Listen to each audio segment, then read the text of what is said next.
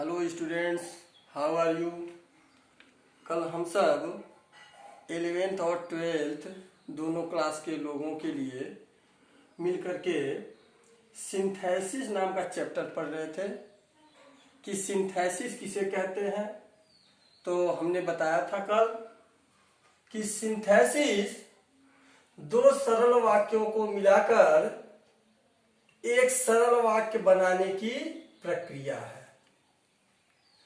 दो सरल वाक्यों को मिलाकर के एक नया सरल वाक्य बना करके सिंथेसिस, इस विधि को सिंथेसिस कहते हैं। इस पे चर्चा कल हो चुकी है। उसमें पहली हेडिंग आई थी combination of simple sentences into one simple sentence, यानी दो सरल वाक्यों को मिलाकर एक सरल वाक्य का निर्माण करना। तीन विधि आएगी। दो सरल वाक्यों को मिलाकर के एक सरल वाक्य बनाना, दो सरल वाक्यों को मिलाकर के एक कॉम्प्लेक्स सेंटेंस बनाना और दो सरल वाक्यों को मिलाकर के एक कंपाउंड सेंटेंस बनाना। तो ऐसी स्थिति में सबसे पहली हमारी हेडिंग थी combination of simple sentences into one simple sentence, अर्थात दो सरल वाक्यों को मिलाकर के एक सरल वाक्य का निर्माण करना। इसमें पहली हेडिंग थी पार्टिसिपल का प्रयोग करके।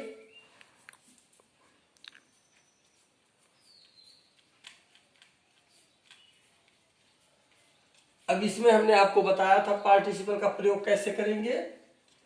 पार्टिसिपल तीन प्रकार के होते हैं। प्रेजेंट पार्टिसिपल, दूसरा है पास्ट पार्टिसिपल और तीसरा है परफेक्ट पार्टिसिपल।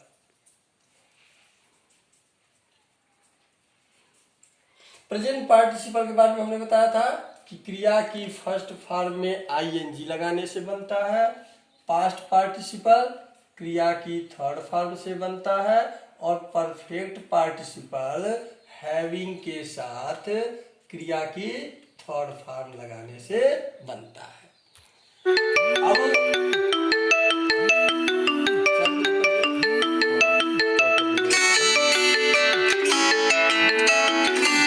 ताकत क्या काट दो।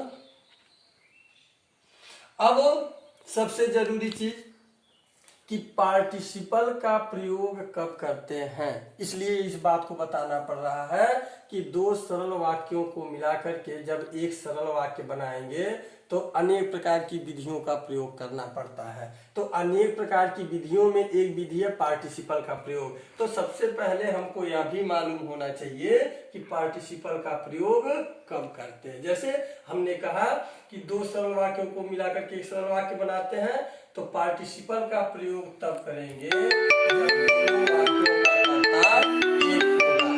जब दोनों वाक्यों का कर्ता एक होगा, तभी हम पार्टिसिपल का प्रयोग करेंगे। दोनों वाक्यों का कर्ता एक हो और फिनिट वर्ब भिन्न भिन्न हो, ऐसे कंडीशन में ही पार्टिसिपल का प्रयोग करते हैं।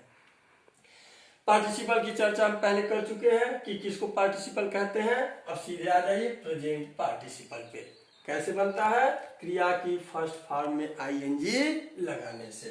पहला है प्रेजेंट पार्टिसिपल। प्रेजेंट पार्टिसिपल कैसे बनता है? क्रिया की फर्स्ट फॉर्म में आईएनजी लगाने से।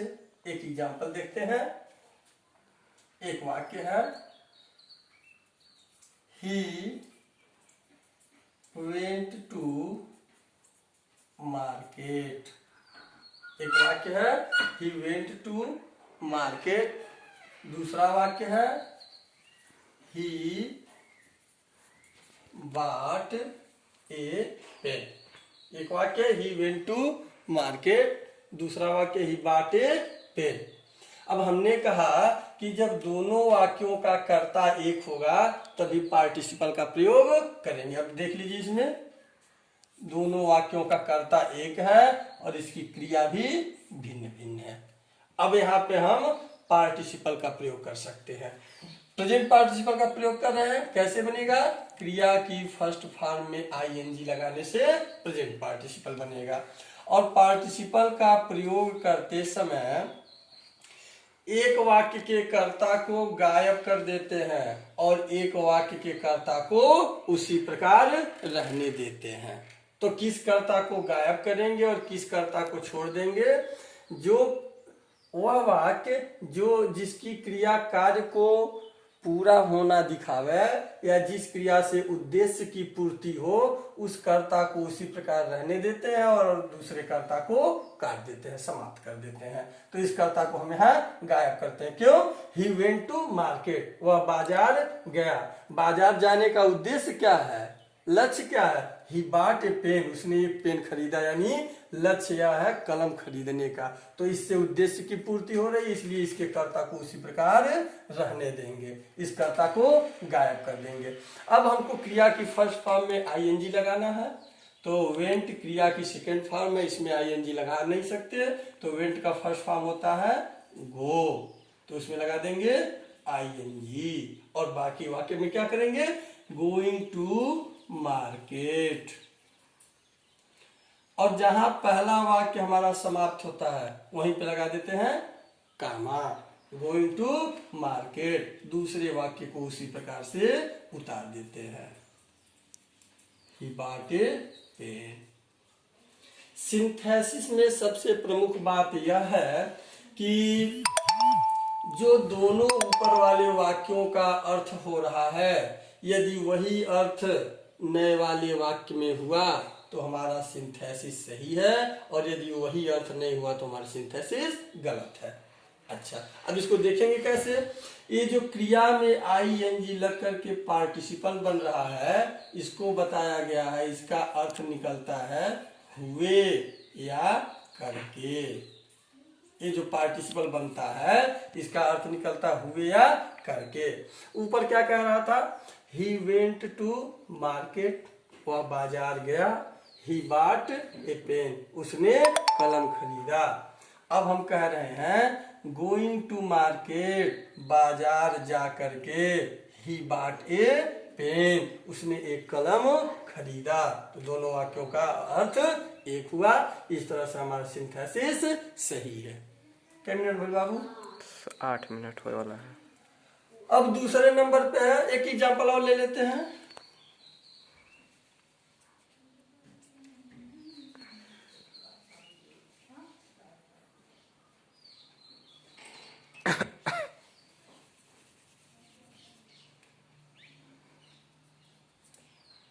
He plucked the flower। दूसरा वाक्य है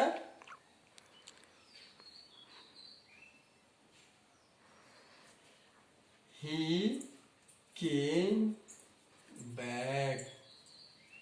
he plucked the flower, दूसरा वाक्य he came back। देखिए दोनों का कर्ता एक है, दोनों की क्रिया भिन्न भिन्न है।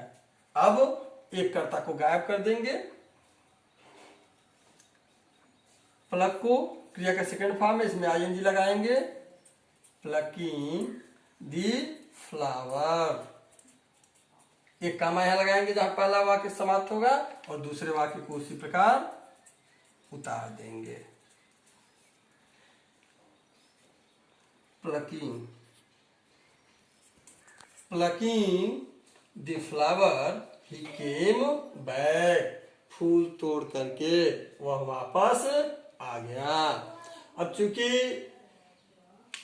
अभी ऑनलाइन नहीं हो पा रहे हैं हम लोग, वीडियो में बना करके डाल रहे हैं, डाटा बहुत लग रहा है, लेकिन 1-2 दिन के अंदर आप लोगों को अच्छी व्यवस्था कर दिया जाएगा और ज़्यादा पढ़ा जाएगा। अभी छोटे छोटे वीडियो बना करके आप लोगों को दिया जा रहा है। तब तक आप लोग आराम से पढ़िए।